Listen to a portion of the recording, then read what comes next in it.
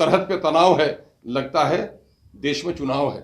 बिहार की हुकूमत आखिर क्यों पांव में मेहंदी डाले बैठी हुई है? गारंटी देने के लिए सक्षम नहीं है लोग, तो इसके माने ये है कि गद्दी पर बैठने के लायक नहीं है ऐसे लोग। नमस्कार, आप देख रहे हैं देशवा न्यूज और मैं हूं आपके साथ दक्षा प्रिया। रामनवमी की शोभा यात्रा निकलने के बाद से बिहार के कई हिस्सों में हिंसक झड़प जो है वो देखने को मिल रही है। बात करें अगर सासाराम की या फिर बिहार शरीफ की, तो यहाँ पर धारा 144 लागू कर दी गई है। अब इसको लेकर के AIMIM के प्रदेश अध्यक्ष अख्तरुल इमान ने साफ तौर से कहा है कि अल्पसंख्यकों को इसके जरिए टारगेट किया जा रहा है। क्या कुछ कह रहे हैं अख्तरुल इमान, आइए आपको सुनाते हैं। मुझको ऐसा लगता है कि इस वक्त, चूंकि एक मरहूम शायर ने कहा था, मैंने कल भी वो जुमला दोहराया था कि सरहद पे तनाव है, लगता है देश में चुनाव है। लगता है कि चुनाव के दिन करीब होते जा रहे हैं, तो एक साजिश की जा रही है और टारगेट किया जा रहा है माइनॉरिटीज को, और इसमें दोनों का भला है। एनडीए का भी भला है, महागठबंधन का भी भला है। एनडीए का भला इसलिए है कि मुसलमानों को प्रैक्टिकल डेट बनाकर, माइनॉरिटी के लोगों को निशाना बनाकर इनके घर लूटे जाएं, इनके खिलाफ मजहबी नारे लगाए जाएं, इनके मजहबी इबादत खानों को तोड़ा जाए और उसके दरमियान में डर और खौफ पैदा किया जाए, जिससे जो हिंदू कॉमनल वोट है वो ताकि मुत्तहिद हो जाए और उनकी सियासी रोटी पक जाए।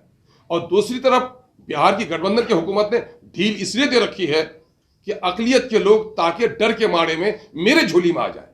ये दोनों की अपना जो हित है वो दोनों का हित निहित है इस मामले में। इसलिए ये मामला कहीं से भी बिहार जैसे सौहार्दपूर्ण क्षेत्र में, जो बापू के चंपारण की धरती भी यहाँ रही, हम बौद्ध का नाम लेते हैं, गौतम बुद्ध का नाम लेते हैं, जिस मुनीर शरीफ के दरगाह का हम नाम लेते हैं प्यार प्रेम और आस्था के तौर पर, उसको भी नहीं बख्शा गया है।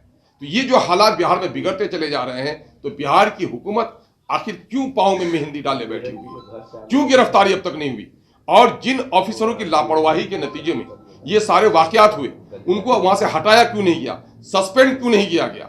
ऐसे लोगों की नौकरियां चली जानी चाहिए जो लॉ एंड ऑर्डर को मेंटेन नहीं कर पाए। तो बिहार की हुकूमत जो गाल बजा रही है, तो ये हालत क्यों है?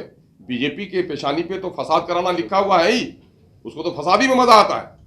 लेकिन बिहार की हुकूमत जो कह रही है, चूंकि मैं इसलिए कहता हूं बीजेपी का नाम, चूंकि जो वहां पर जो रही के दुर्गा वाहिनी के लोग थे, वहां पर सेना के लोग थे, तो इस तरह के जो लोग थे वहां पर, तो इस तरह के लोगों ने ही इस तरह का हंगामा किया है। इन तमाम तो लोगों का जो रिश्ता है, ये हिंदूवादी इन संगठनों का जिनके जरिए से जुलूस निकाले गए, इनका रिश्ता बीजेपी से रहा है।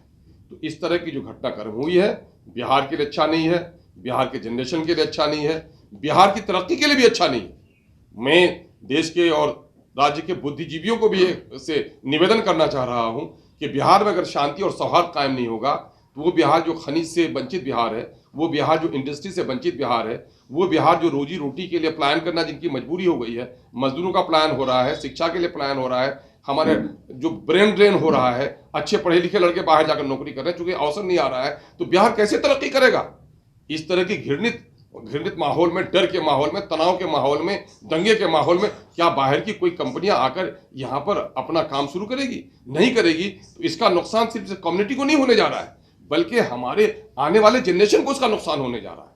तो इसलिए मैं बिहार सरकार से मुतालबा करता हूं कि बिहार सरकार फौरी तौर पर जो लोग मुजरिम हैं उसकी गिरफ्तारी करे और उनको करार वाकई सजा दे, और जो दुकानें जलाई गई हैं उन दुकानों का मुआवजा दे। डिजिटल इंडिया के बारे में कहा जाता है कि 5 करोड़ से ज्यादा का शोरूम था इलेक्ट्रॉनिक्स का, वो लूट लिया गया। वो क्या करेंगे? भीख मांगेंगे? क्या करेंगे? बाद को गुंडे बनेंगे उनके बच्चे पेट पालने के लिए? सरकार उनको मुआवजा दे। फल की दुकानों को लूटा गया, और वहां पर सिटी पैलेस मैरिज हॉल को तोड़फोड़ किया गया, वहां पर बादशाह फल वाले की दुकान को लूट लिया गया। ये लोग जो भीख मांगेंगे, अब इनका कौन देगा मुआवजा? सरकार को टैक्स जनता देती है, जान माल इज्जत आबरू की पहरेदार है सरकार, और अगर उसमें फेलियर है तो जिनका दुकान लुटा उनका मुआवजा देना सरकार की जिम्मेदारी है। सरकार ऐलान करे कि तखमीना करके तमाम लोगों को मुआवजा दिया जाए, जो लोग जख्मी हों उनका इलाज करा जाए, उनको मुआवजा दिया जाए। जो लोगों ने मस्जिद के मीनारे को तोड़ा, मस्जिद के मीनारे पे झंडा लगाया, मस्जिद में आग लगाई, मदरसा आजीजिया को जलाया, दुकानें लूटी, दुकानें जलाई, ऐसे तमाम लोगों को कैफर किरदार तक पहुंचाते हुए जेल के सलाखों में उसको पहुंचाए। और हुकूमत गारंटी दे कि यहाँ दलितों को, अक़लियतों को, कमज़ोर तबके की जान माल इज्जत की तरफदारी होगी। अगर ये गारंटी देने के लिए सक्षम नहीं है लोग, तो इसके माने ये है कि गद्दी पर बैठने के लायक नहीं है ऐसे लोग। इसलिए ये तमाम तरह हम लोग का मुतालबा है। सिर्फ खबर दिखाना देशवा न्यूज का मकसद नहीं, देशवा न्यूज की कोशिश है कि समाज की सूरत बदलनी चाहिए।